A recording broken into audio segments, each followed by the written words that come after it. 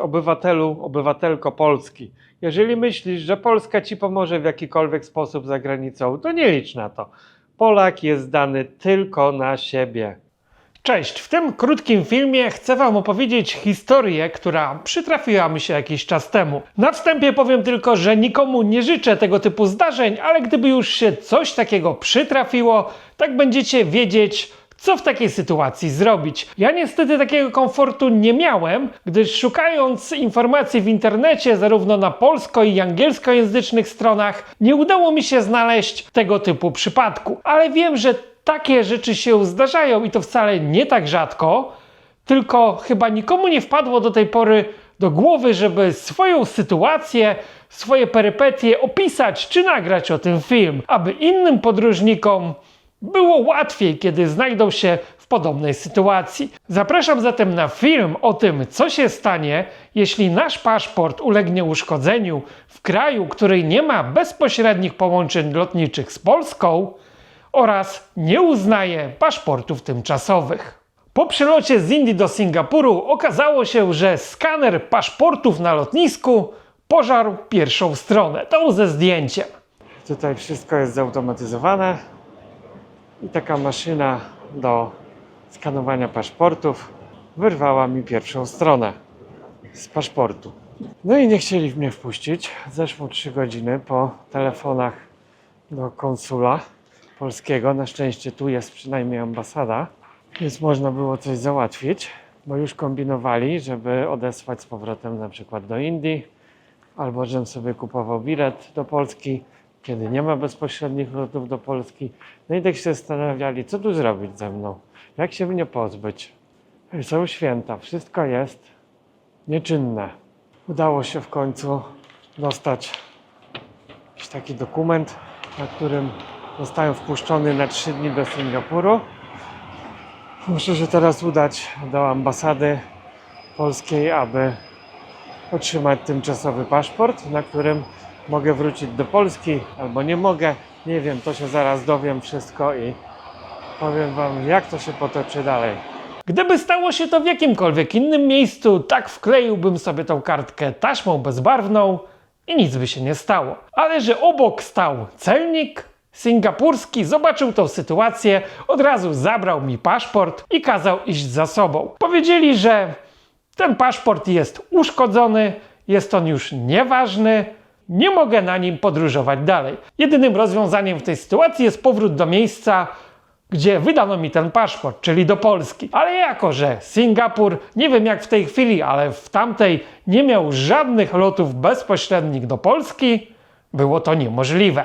Więc zaproponowano mi deportację do Indii. Do jednego z ostatnich krajów, w których chciałbym przebywać i z którego właśnie z wielką radością odleciałem. W konsulacie polskim w Singapurze otrzymałem od ręki paszport tymczasowy, no i tam polecono mi w zasadzie nic. Urzędnicy nie wiedzieli, co z tym faktem za bardzo zrobić. No, myśleli, żebym sobie jakoś tam wracał do Polski. Oni nie wiedzą jak, nie wiedzą którędy, no nikt nic nie wie. Standardowo, jak to z państwem polskim. Ale jako, że miałem już kupiony bilet powrotny do Polski, w odległym terminie, za 2 miesiące, tak myślę, mam jeszcze bardzo dużo czasu. Może tak przedostać by się do Malezji, bo Singapur jest krajem dość drogim i raczej nawet gdybym tam żył 2 miesiące i by mnie nie aresztowano do tej pory, bo mogłem tam przebywać legalnie tylko przez 3 dni na podstawie wystawionego papieru, tak w Malezji można by było te 2 miesiące żyć komfortowo i tanio i w tym czasie poczekać, aż przyjdzie do ambasady z Polski nowy paszport. Tylko trzeba było się jakoś przedostać do Malezji i tu leży pewien problem, gdyż Malezja nie uznaje paszportów tymczasowych, czyli na dokumencie, który otrzymałem, nie mogę tam wjechać, a mój zniszczony paszport został już całkowicie anulowany, więc nawet wklejenie tej kartki taśmą niczego by nie dało. Zaryzykowałem. Nie nagrywałem tego na bieżąco, bo w większości były to strefy kontroli granicznej i też nagrywać tego nie można było. A po drugie, szczerze to po prostu nie miałem siły, Byłem tak zmęczony po 2 dobach podróży i tu jeszcze szarpany przez tych różnych urzędników z każdej strony. W ogóle zrobili z tego aferę, jakby nie wiadomo co się stało, jakieś przestępstwo popełnił, a to po prostu wypadła kartka z paszportu i gdyby to się nie stało na lotnisku podczas odprawy, to bym ją sobie wkleił taśmą i nie byłoby żadnego problemu, bo nikt by tego nie zauważył. Po przyjeździe do polskiej ambasady w Singapurze, tutaj urzędniczka powiedziała, że akurat w tych latach paszporty wydawane były wadliwe i bardzo często się rozpadają i nie jestem pierwszy z tym problemem. Dużo osób miało tylko w tym Singapurze, czyli małym państwie, podobny problem, czyli na świecie musiało być to tak samo równie popularne. Tylko problem nie jest nagłośniony.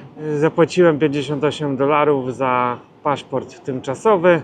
Moim zdaniem państwo polskie powinno pokryć ten koszt, skoro sprzedało mi kiedyś wadliwy produkt, który się rozpadł i nie wytrzymał tych 10 lat. Akurat jeszcze dobrze, że miałem przy sobie zdjęcie stare, coś tam marudzili, że nie wygląda aktualnie, ale przeszło. No i otrzymałem ten paszport tymczasowy. Wydano tylko certyfikat na 3 dni pobytu i gdybym później po tych 3 dniach próbował z tym paszportem wyjechać, to nie wiem, pewnie bym został aresztowany. No i o ile z Singapuru też nie było jakiegoś problemu z wyjazdem, no ale wzięli do jakiegoś pokoju mnie i formalności trwały jakieś 2 godziny. Nie wiem, co oni tam w sumie robili, w tym czasie przyprowadzali różnych ludzi, również w kajdankach. Później po przejściu na stronę malezyjską, tu chyba po prostu pogranicznik nie zauważył. Jako że wczoraj były święta, były tam dziesiątki tysięcy ludzi, to przejście pracowało w takim trybie awaryjnym. Trochę go tam zagadałem, jeszcze nie miałem tej karty imigracyjnej, bo nie działał mi internet. Nie ma kart papierowych, tylko trzeba je wypełniać wcześniej online. Także skupił się na braku tej karty, a chyba nie zauważył, że jest to paszport tymczasowy, bo po prostu wbił pieczątkę i przepuścił, jak gdyby nigdy nic, czego się nie spodziewałem. No niby paszport tymczasowy upoważnia do podróży przez rok, to działa w Europie, tutaj nie. Robią problemy z dupy, nie? Bo tak naprawdę to się stało na lotnisku pod kamerami, kiedy wkładałem paszport do automatu skanującego. Nie zniszczyłem go, nie ukradłem. Paszport jest w całości, tylko po prostu wypadła przednia kartka. W czasach cyfryzacji, gdzie to wszystko jest i tak w komputerach, to ten papier tak w zasadzie nic nie znaczy, bo mamy dane biometryczne, które działają w tym paszporcie, no jest to po prostu chore. No mój paszport został ten już unieważniony, więc nawet wklejenie kartki nic nie da w tej chwili. Więc jak ktoś będzie kiedyś w podobnej sytuacji, to polecam, o ile nikt tego nie widzi i macie taką możliwość wkleić i spróbować, że przejdzie. Jak nie przejdzie, no to wtedy przejdziecie tą drogę co ja. Albo chcieli mnie jeszcze deportować z powrotem do Indii, gdzie w Indiach pewnie by mnie nie wpuszczono na takim paszporcie, no i tam by był dużo gorszy problem. Przynajmniej tu są kraje cywilizowane w miarę, więc dobrze, że to się stało tutaj. Niby powinno być z górki, teraz tylko udać się do ambasady polskiej w Kuala Lumpur, złożyć wniosek o nowy paszport i poczekać miesiąc, aż on przybędzie. Jakby ktoś był ciekaw, to tak wygląda polska ambasada w Malezji. Budynek jest duży, okazały, jak jakiś dwór. Jest to jeden z największych tutaj budynków ambasadowych w okolicy, bo jest ich pełno. Nie wiem, po co Polsce tak duży budynek. Tu przepych, może za te wizy sprzedawane Hindusom i Bangladeszom. Po wizycie w ambasadzie okazało się, że być może ten paszport przyjdzie za miesiąc, ale może też przyjść za 3-4 miesiące. Dlaczego tak? No bo akurat w Polsce była zmiana władzy, PiS stracił władzę, urzędnicy być może będą wymienieni, no i ta ambasada już tak powiedzmy nie pracowała. Oni nie wiedzieli, czy będą dalej, czy zostaną wymienieni. Stąd nie potrafiła pani konsul odpowiedzieć na pytanie, kiedy przyjdzie paszport. Ja nie mówię, żeby to była konkretna data, ale żeby konsul nie wiedział, czy paszport przyjdzie za miesiąc, czy za 3.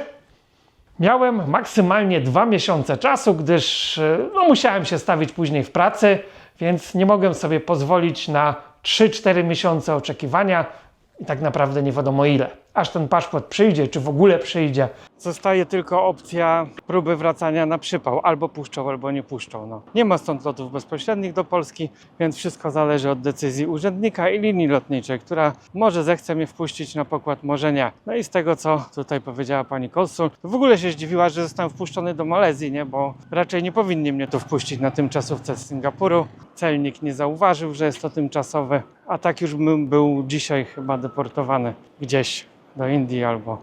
Trzeba było kombinować, jak tu wrócić do Polski. A jako, że miałem kupiony już bilet powrotny dużo wcześniej, więc czemu miałbym kupować nowy? Tylko dlatego, że mam paszport tymczasowy. Bilet powrotny był przez Indię. Indie również nie uznają paszportów tymczasowych i tu zrodził się pewien problem. Urzędniczy problem. Dla mnie sprawa jest bardzo jasna.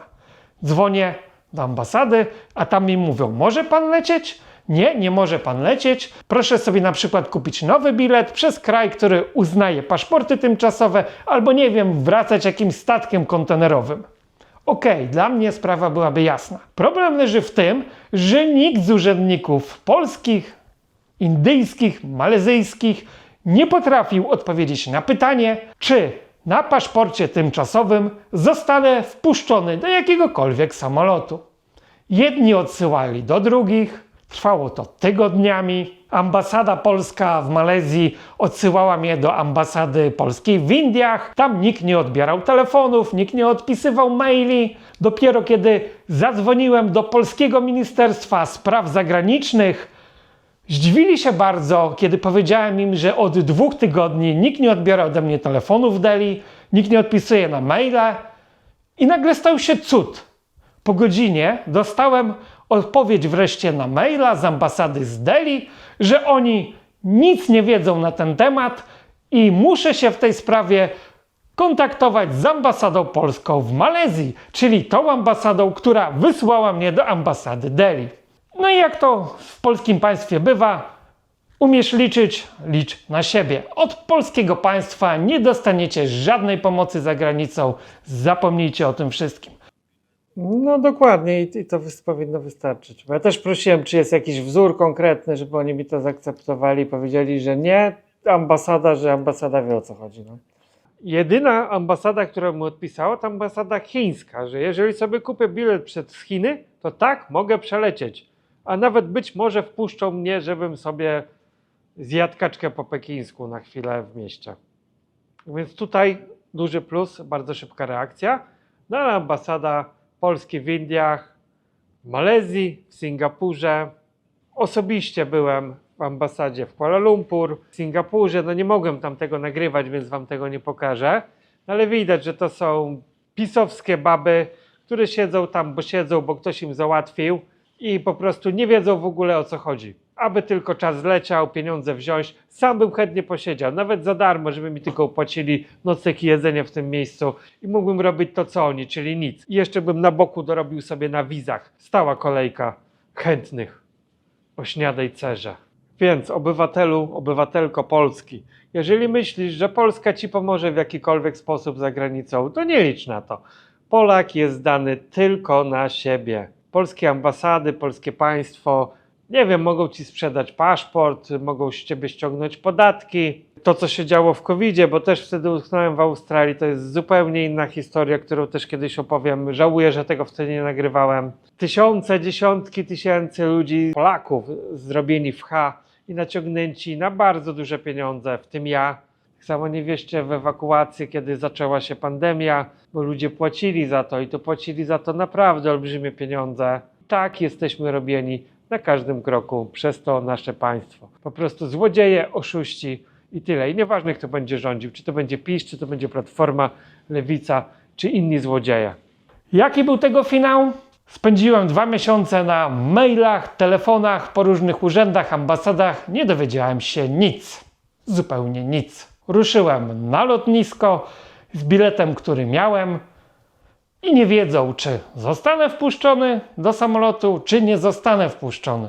Już przy check-inie w systemie wyskoczył błąd. Jako że stawiłem się na lotnisku kilka godzin wcześniej, bo wiedziałem, że będzie problem, pracownik lotniska, który obsługiwał mój paszport, skontaktował się telefonicznie z Urzędem Imigracyjnym w Indiach. Kazano mi czekać 2 godziny na odpowiedź. Udało się, otrzymałem kartę pokładową, więc Urząd Indyjski Imigracyjny zadecydował, że mogę przelecieć. No jeszcze nie jest powiedziane, że mnie wpuszczał do samolotu, później przepuszczał do kolejnego, bo u nich to różnie bywa, ale jestem dobrej myśli.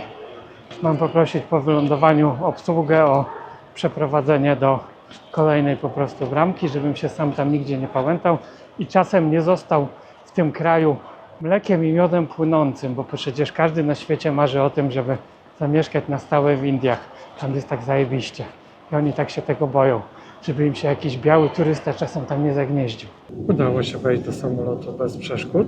Było się nawet gładko, dlatego że cała obsługa to Malajowie i na kontrolach, i tutaj w samolocie. Boję się tylko, co będzie dalej w Indiach, bo z Hindusami już pewnie tak gładko nie pójdzie. Jeszcze przytrafiło mi się tutaj siedzieć z dwojgiem dzieci. Na szczęście, czy na nieszczęście może, jedno się zesrało. No i przyszedł steward i ich przesadził i dzięki temu mam cały rząd dla siebie. Indie oficjalnie też nie wpuszczają w ogóle nikogo na paszporcie tymczasowym, stąd nie udało się wcześniej takiej informacji nigdzie uzyskać. Różni ludzie twierdzili różnie, ale żaden urząd nie chciał oficjalnie powiedzieć, czy można, czy nie można. Stąd macie teraz odpowiedź: tak, da się przelecieć tranzytem przez Indię na paszporcie tymczasowym. Podejrzewam, że też nie tylko przez Indię, ale no jest to loteria. Mnie w przypadku Indii akurat się udało. Jestem trochę zmarnowany, bo już doba w podróży, ale udało się dotrzeć do Delhi. Nie było nawet tutaj żadnych formalności. Po prostu musiałem tylko czekać. Ktoś tam przyszedł, coś się kłócili w swoim języku, ale przybili pieczątkę, dali kartę i mogę lecieć do Polski. I można było odpowiedzieć mi na to pytanie miesiąc wcześniej. I tak człowiek by się po prostu nie denerwował już. Pal licho z tym, że te przepisy są bez sensu, że w jednym kraju możesz lecieć, w innym nie. Nie wychodzi się ze strefy tranzytowej, więc komu to i w czym przeszkadza, tak jak widać. No i rada na przyszłość: jeżeli wypadnie Ci kartka z paszportu, po prostu przyklej ją z powrotem, tak żeby nikt nie widział i nikt się nie szczai. Bo jak pokazywałem im teraz swój paszport, ten anulowany, w którym wkleiłem kartkę, to pytali się, gdzie on jest zniszczony, nie? Bo nie widzą żadnych zniszczeń. Musiałem dokładnie pokazać, że jest to wklejone, więc od tej pory w moim plecaku zawsze będzie cienka taśma bezbarwna i polecam każdemu również zabierać ją ze sobą w podróż. Tam wszystko odbyło się w bardzo miłej atmosferze, aż się tego naprawdę nie spodziewałem po Hindusach. Odcinek z Indii do Polski miałem odbyć na pokładzie linii lotniczych LOT. Przyszedł pracownik lotu i tu zaczął się problem. Coś nie grało, ale kłócili się w języku hinduskim, więc nie wiem, o co chodziło. Ta menadżerka indyjska opierdzieliła gówno tego pracownika lotu, po czym zaproszono mnie do samolotu. Czyli da się. I mało tego, jeszcze nawet chyba, nie wiem, w ramach może rekompensaty zrobiono upgrade do klasy Premium Economy. Upgrade do klasy Premium Economy. I czym to się różni? W zasadzie to niczym. Trochę lepsze może jedzenie i większy wybór alkoholi, no ale ile tego wybijesz przez 8 godzin lotu niecałe. No i troszkę wygodniejsze siedzenie. Gdybym miał za to zapłacić z własnej kieszeni, w życiu bym nie zapłacił. Podsumowując, jeżeli ktokolwiek z Was znajdzie się kiedyś w takiej sytuacji, tak warto mieć ze sobą taśmę klejącą i o ile nie zobaczy tego żaden celnik, pogranicznik, wkleić sobie kartkę, która wypadnie Wam z paszportu i raczej nikt tego na żadnej granicy nie zauważy, gdyż te wszystkie dane biometryczne i tak będą działać. Ja nie miałem tego szczęścia, stąd skończyło się to jak skończyło, ale od tamtej pory zawsze wożę ze sobą w plecaku taśmę bezbarwną. Nie ma też co tracić czasu na kontakty z tymi ambasadami, urzędami polskimi, bo poza nerwami i wielką stratą czasu nie dowiecie się tam nic i w niczym Wam nie pomogą. Jeżeli mieliście w swojej podróży jakieś nieprzewidziane sytuacje, utratę paszportu, opiszcie swoje historie w komentarzach, chętnie poczytam. No i zapraszam do oglądania pozostałych filmów na tym kanale, tych już bardziej przyjemnych, w których możecie zobaczyć piękne widoki i dowiedzieć się wielu ciekawych rzeczy. Cześć!